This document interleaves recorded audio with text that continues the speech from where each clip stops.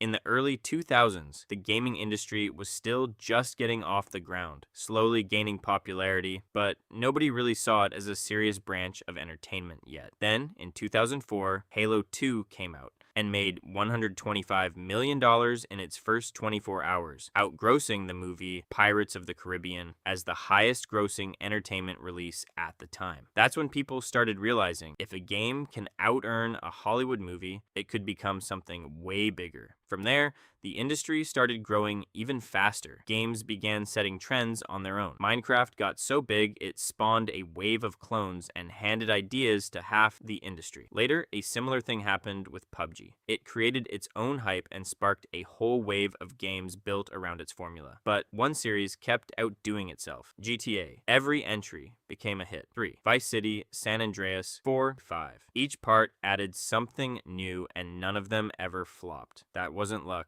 It was a formula Rockstar followed. But Rockstar's consistency isn't just about GTA. In 2010, they released their first genuinely successful Western, Red Dead Redemption. Same core idea as GTA, open world, living NPCs, dozens of side quests, just set in the Wild West instead of a city. What's telling is that the industry didn't believe in it. One of the studio's art directors, Josh Bass, later said the team kept hearing from people in the industry that Westerns would never be a hit. The genre was considered dead, niche, uninteresting to a mass audience. Rockstar made it a hit anyway.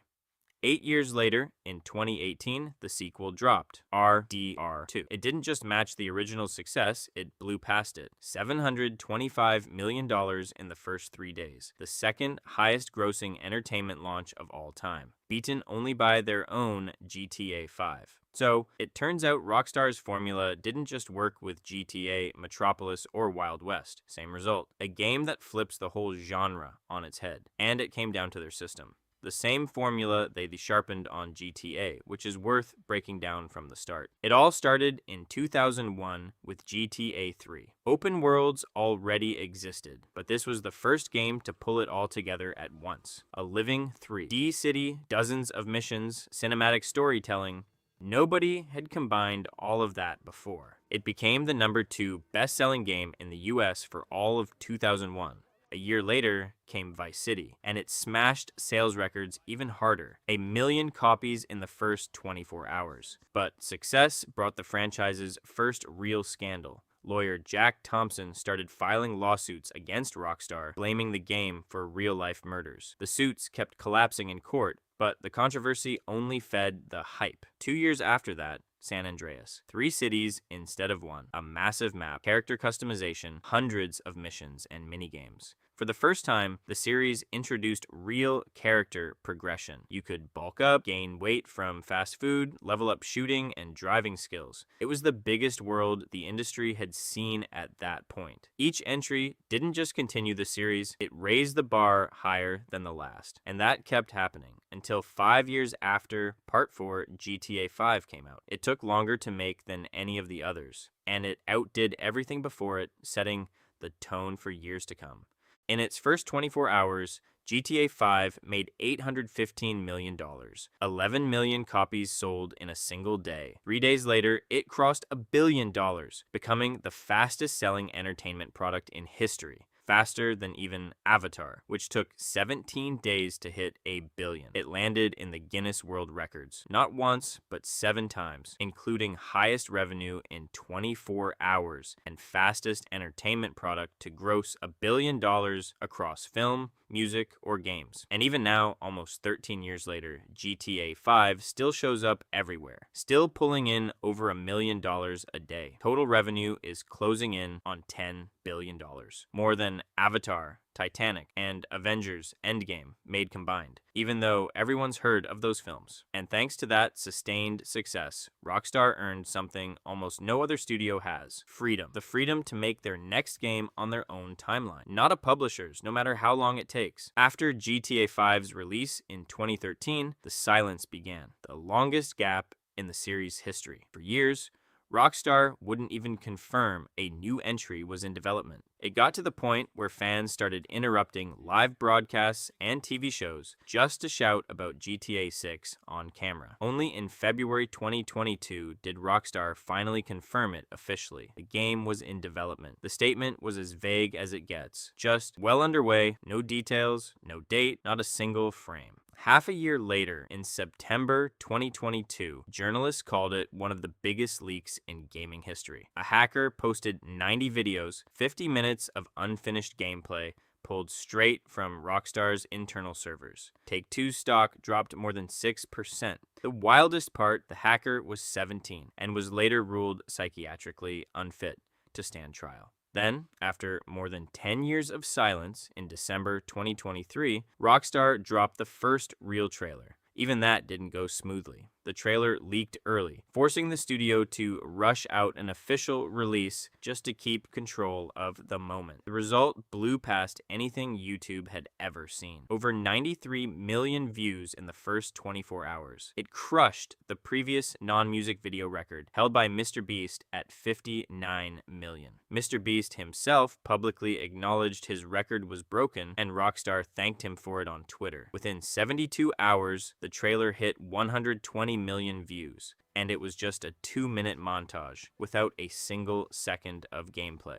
And here's the strangest part. We've only got 2 trailers, and there's barely any time left before release. But the industry is boiling over GTA 6 like they've already seen it. Look at the 2026 release calendar. January through September is packed wall to wall with major titles. October through December, basically empty. Not a single major A game scheduled in that window. Publishers cleared out an entire quarter just to avoid being anywhere near it. One industry executive put it bluntly: GTA 6 is basically a huge meteor, and we're just staying clear of the blast zone. EA openly admitted they might delay the next Battlefield because of it. Forza Horizon shifted its usual fall release to May. This isn't happening because anyone's seen the game. It's pure fear of standing too close to its release date. So here's the paradox. The industry has already reorganized itself around a game nobody's touched. GTA 6 has already won just by existing. And if the impact is this strong before release, it's worth asking what happens when it actually comes out. A6's development reportedly cost somewhere between $1 to $2 billion.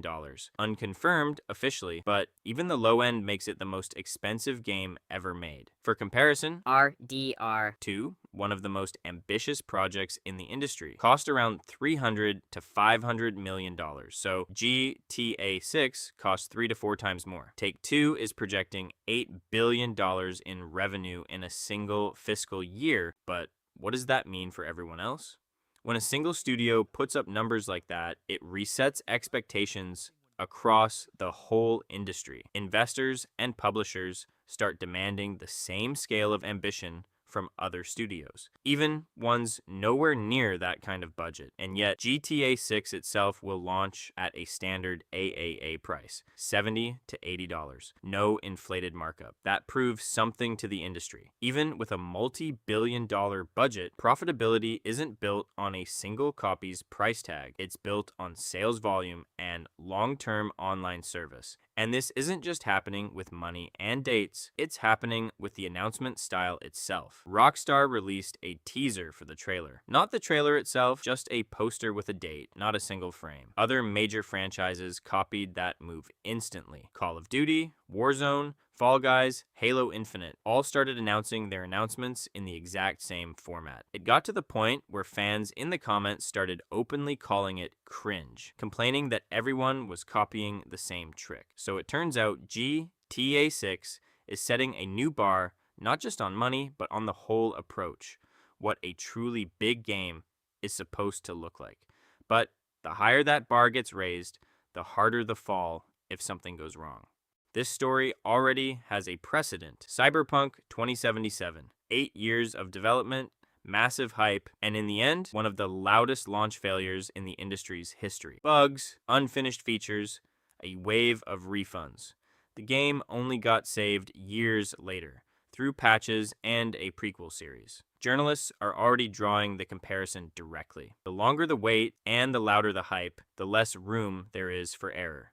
Some outlets are already saying it outright. GTA 6 could be the next Cyberpunk, and not in a good way. On top of that, GTA 6's task is harder than even our DR2's. Building not a prairie or a post-apocalyptic city, but a living, dense, modern metropolis. The exact thing Cyberpunk itself stumbled on, where buildings ended up as pretty facades with nothing behind them. Technically, that's one of the hardest challenges in open-world game development. So the harder the industry braces and reshapes itself around GTA 6, the higher the cost of a single mistake. One bad detail at launch, and instead of a triumph, the world gets the most expensive disappointment in gaming history. Let's come back to where we started. GTA 6 still hasn't come out. Not a single frame of gameplay, just 2 trailers. But look at what's already happened in the meantime. Publishers like EA and Playground Games shifted major franchise releases away from its date. The 2026 calendar is practically empty for 4 months, except for this one game. Call of Duty, Halo, and Fall Guys started announcing their games in the exact same style Rockstar invented. A teaser for a teaser, a poster instead of a trailer. And a $1 to $2 billion budget forced the entire industry to rethink what even counts as normal for a eTortoy project. All of that happened before release, before a single player had seen a second of gameplay. Whether it turns out to be a good game or not, we'll only know in November, but it's already reshaped the industry around itself without even showing it yet.